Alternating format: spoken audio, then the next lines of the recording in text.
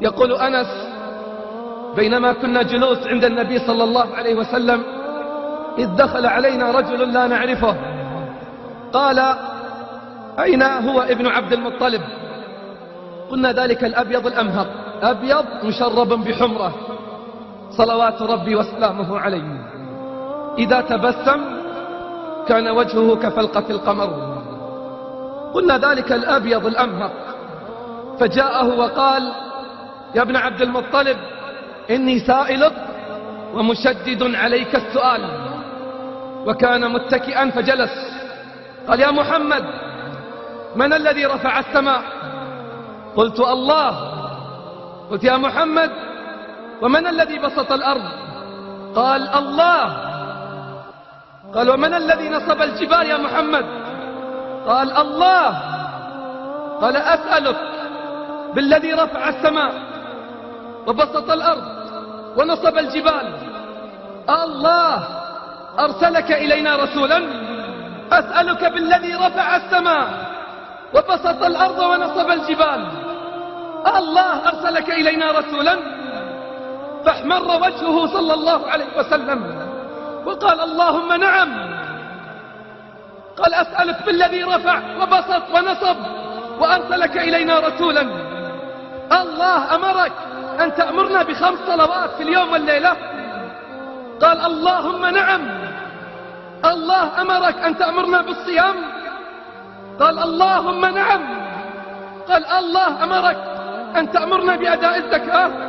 قال: اللهم نعم. الله أمرك أن تأمرنا بحج بيت الله الحرام؟ قال: اللهم نعم.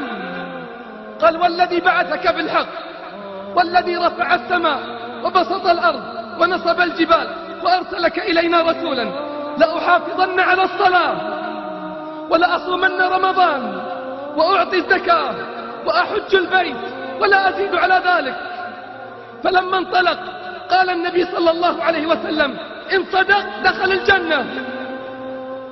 إن صدق فيما قال وحافظ على الصلوات وصام رمضان وأدى الزكاة وحج بيت الله الحرام دخل الجنة. تأمل بارك الله فيك، تأمل رعاك الله.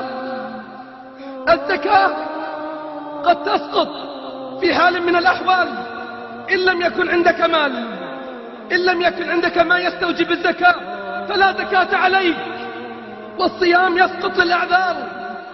ومن كان منكم مريضا أو على سفر فعدة من أيام أخر. الحج لمن استطاع إليه سبيلا. لكن قل لي بالله العظيم، هل تسقط الصلاة في أي حال من الأحوال؟ إذا لو حافظ على صلاته دخل الجنة. في الحديث قال النبي صلى الله عليه وسلم: كان حقا على الله من لقى الله وهو يحافظ على هذه الصلوات أن يدخله الجنة.